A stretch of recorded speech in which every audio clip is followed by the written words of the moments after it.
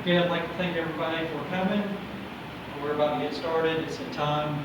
There's some handouts at the back. If you need any paper, please tear a sheet out of the notebook. Do not take the notebook. I have some notes in there. There's coupons for Lowe's, 10% off up to $5,000. You need to write moving on the back side of those instead of my savings. The website's changed. There's going to be a gathering tomorrow from 5 to 8 for National Night Out Against Crime. If you'd like to bring your kids, there'll be candy and games and prizes for them. There's a card for consignment shop that I use. There's a copy of the handouts. There is a copy of my favorite local ad. They really don't proofread anything, so they've basically been letting anything go in there. For Word Parade, I got See Our Courage instead of Courage, See Our Age. To improve your psychology, you can write down the worst thing that's ever happened to you on a sheet of paper, and then either burn it, tear it up, bury it, destroy it some way or another, flush it down the toilet. That'll help your psychology. The topic today is ways to make money on the internet. My website is www.youtube.com/user/B29349, which is the zip code. My blog is iHackReality@blogspot.com. And the site I use the most that I build my other ads off of, which I'll go into a little more detail later, is bonanza.com/boost/Bulsa, which is my last name, B-U-L-S-A. The first thing I want to cover today is if you want to garden, do organic gardening, and you would like to get free seeds, you can go to dinnergarden.org or ampleharvest.org, and they'll send you seeds. You can maybe work something out with a local chef at a local restaurant to use your produce, whatever you grow. Another wordplay is impossible. You separate it into two words, I'm possible, which is a philosophy I try to live by. I'm going to cover EALS, which is interlibrary loans, FMA, which is a fulfillment listing service for Amazon.com. There's a lot of people making a living. Some of them I've heard up to $50,000 a month on this.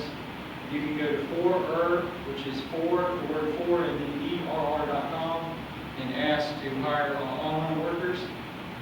Missing Money, which is a great site.com. It's one word, there's no spaces, missingmoney.com. And look up money that somebody might have left for you. There might be a utility bill that you paid that you deposit back on, last day of work. I looked up my grandmother who passed away about 3 years ago. I think I searched through 120 on Texas website, missingmoney.com. I got a list of 20 properties. Out of those, there's one in her name. You want to intentionally misspell the name, look at every place that you've lived, they live. You can search by social security number. You can search by business name. Anyway, I found one. It's going to be a total property of a cash amount of $2,179.07 for property something valued at $139.65. The website advertises that there are 1 out of 8 Americans that have something listed on the site. For me so far, I found, and people I've looked for, I found 1 out of 4, so it's 25% for me. Maybe that's just because it's here in the South, maybe it's just that averages. Let's see what's going on. You could write a book online. I've written one, MBA 2012. There's a couple others that you can find on scripted.com, and there you can find a format converter. A lot of the books are not formatted in a readable way, depending on what kind of device you're trying to read them on, if it's a Nook or a Kindle. I think those are down about $30 a piece if you want to buy one. Here at the main library, they do not have Kindle for PC. I'm hoping they'll get that added. It's free software from Amazon to read books online, so hopefully people will read and learn instead of playing games or on Facebook. I mentioned that here. It's cloud reader software, which means you read the book remotely off a server. It doesn't have to be downloaded.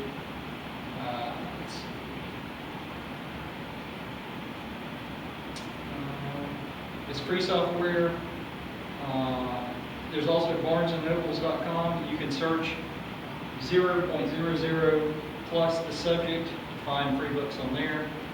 Amazon, you want to go to amazon.com, then click on Kindle, then click on ebooks, then you click on bestsellers, then top 100, and next to that will be a link in blue for free top 100. You click on that and then go to the subject on the side, like business and investing. That's the one I use most for free books, and then just pick one and start reading. I recommend don't look past the top 20.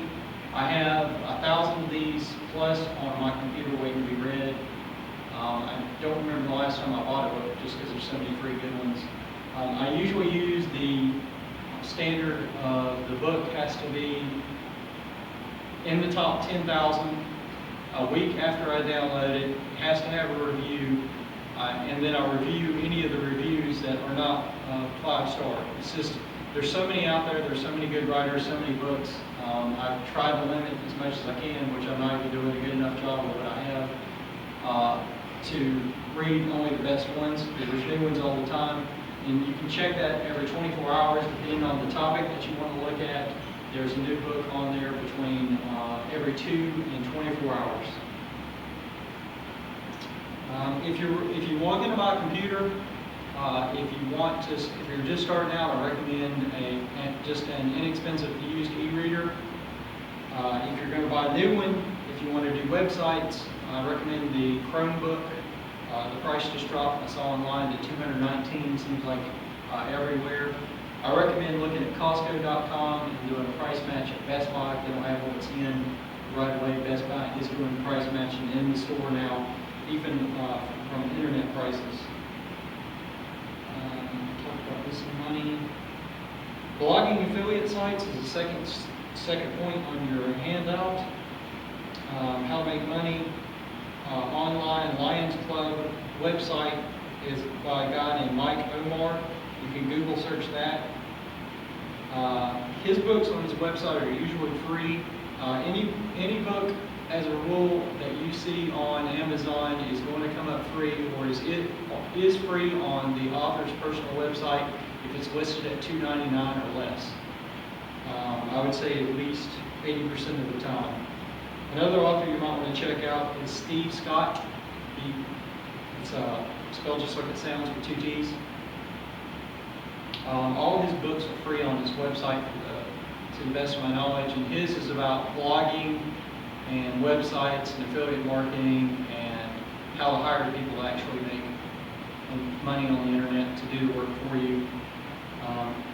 Get them to write articles to post on your blog, where to post links on other people's websites to link back to your blog or your website, and that kind of thing. It's really good. Those are 2 big names. They also have Mike Omar anyway. Mike has videos on YouTube as well. He advertises that you're gonna make, I think, at least $500 a month per website after the first year. But there is some upfront costs. I think I've watched about 4 hours of his video so far. You're going to have to get a domain name. You're going to have to get a website host, of course, and then build out from there. Write blog articles, or you can cut and paste and link to other blogs, which is what I recommend. And you can put affiliate links in there. He goes into all these different ways, but it's going to take a while to build up. It's not an overnight turnkey. Watch this video for an hour, type 1 paragraph, and you're going to make $500 a month. It's going to take some work. It's probably going to be, I think I figured up it's going to be about a couple $100 investment, probably at least 30 hours, maybe closer to 60 of your time to get it up and running. But it's like YouTube.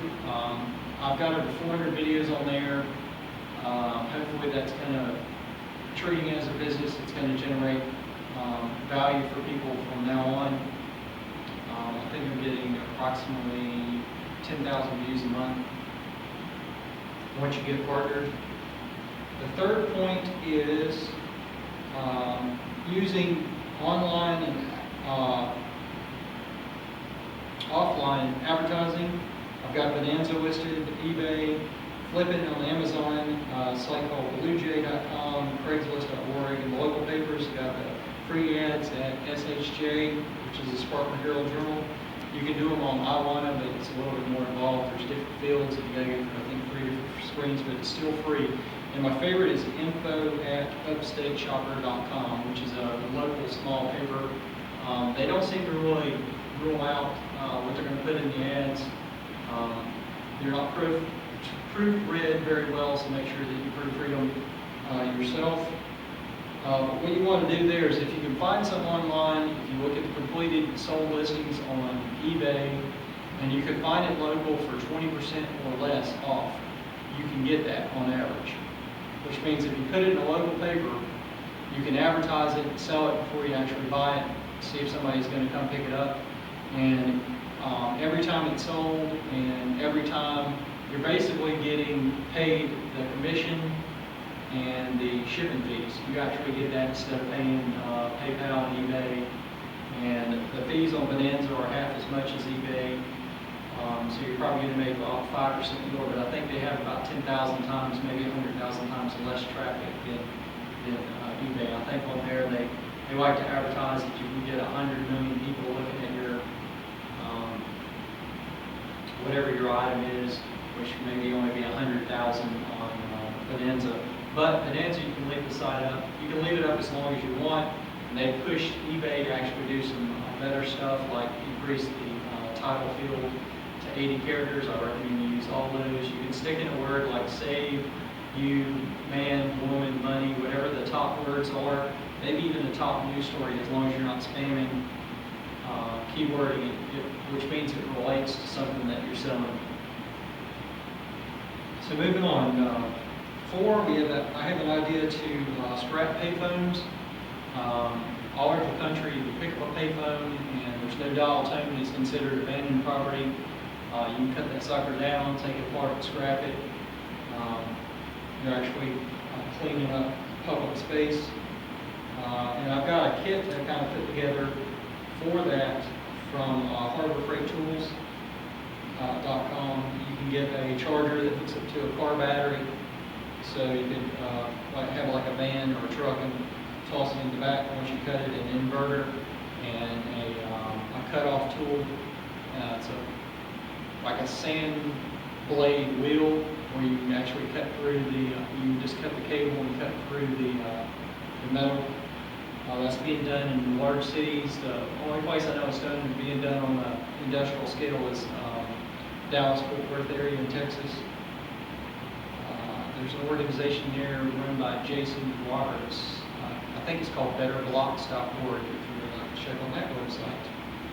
Also, local consignment stores. There seemed to be a lot in like 2005 and 2008 leading up to the financial crisis that have gone out of business. A lot of those haven't been removed, and in order to have something removed off the internet, you need to contact the person, the webmaster that runs the website, and then tell them why and what it is that needs to be removed. If you contact Google, Bing, any of those big search engines, those people are overwhelmed. I haven't heard back from them on stuff that I submitted to them years ago. And they can't actually take the website down without, what they're going to do is notify the webmaster, which you can do directly. I did it here local for the Chamber of Commerce, because usually if it's a business local, they're a member of the Chamber of Commerce, and the Chamber of Commerce builds or puts up or runs their website. So they took them down in a day or two. I remember going to 2 or 3 different ones a year or 2 ago, and they were already closed, even though they had, I was looking at an old phone book, which I don't think they give out anymore. It was several years old, and I tried calling them and never got an answer, so I figured I would just go, which is a no-no. A new consignment shop. There's one in Bowling Springs on Highway 9. It's KRB Consignment. that I think that woman takes 40%, and she leaves it on the sale for 3 months. There's another one called Triple R Consignment, and it's run by a woman named Rhonda Rapoli, Bowling Springs. Her hours have changed. If you pick up a card on the back, so you need to call before you go. She keeps strange hours. She's also got a website, an email address at the bottom, and her cell number, which she's been pretty good about getting back to me on stuff. If she takes 60%, I think when she started out, she took either 20 or 30. I know she went to free market lot on the weekends, and then she went to 40, and I think she skipped 50% altogether and went to 60. And she's got a small, it's not small, it's a large triplex brick house that she has all women's fashion clothes mainly out of, and she's extremely picky about what she takes in now just because she doesn't have the room. So that leads me to believe that there's another room, or there's more room in the local market for another consignment shop, if that's something you're interested in opening up. Let's take the list here. So that's the consignment stores. Cleaning cars, we've got some beggars around that just beg for money.